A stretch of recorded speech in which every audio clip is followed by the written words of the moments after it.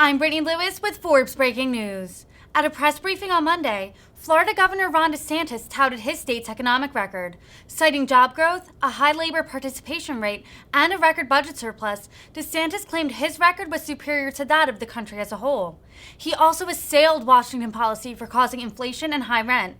Let's listen in to the Florida Republican. If you look at what's going on in the state of Florida, I just announced on Friday, we've never had a bigger budget surplus, not even close in the history of the state, than we have now.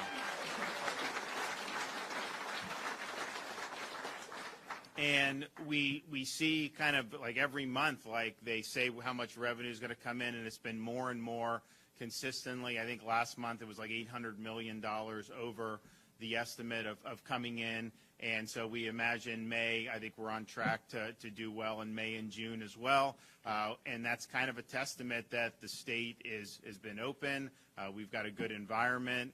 We have make sure we prioritize things like education, public safety, all these different things. But I thought you go back a couple years ago, people were saying, Florida was going to have the most difficulty because we have a tourism-based economy. We had a lot of challenges with the onset of COVID. But in reality, we've been able to outpace the nation on almost every indicator. If you look at our unemployment rate's 3%, the nation as a whole is 3.6%. In April, we actually expanded our workforce participation by 30,000. The U.S. as a whole participation declined by 360,000.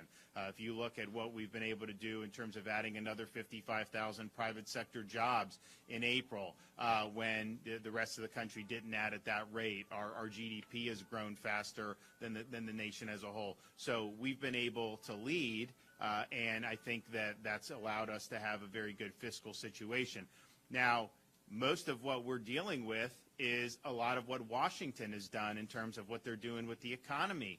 When you print trillions and trillions of dollars, you end up sparking really significant inflation. And so that's what we're seeing. I think the energy has been really, really difficult.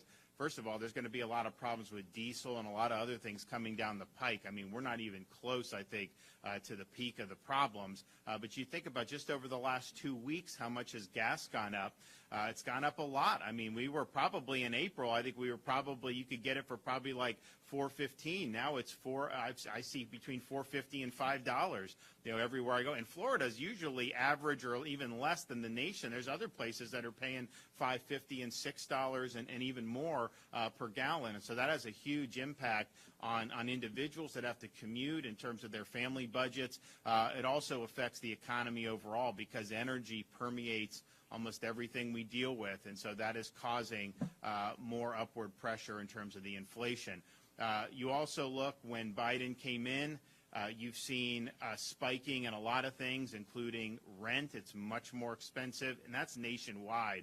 We have a lot of demand in Florida, and so people are building as fast as they can. We're going to talk about some of that today in terms of the housing. But you've seen a huge spike in a lot of things that really matter to people really over the last year and a half. And it's unfortunate. He was warned that if you did this, that this would be the result. But now they're going to be raising interest rates probably, and they're going to try to slow the economy down to try to get a handle on inflation. And that obviously could have really negative impacts as well. So what we're doing is we're getting it right in Florida. We're making sure that we are being good stewards. If there is some type of Biden-induced recession, from a budget perspective in Florida, we won't have to really change anything. At worst, I just take some of the rainy day fund and move it in, and we'll continue with public safety, education, environment, all that other stuff. So we've been very prudent.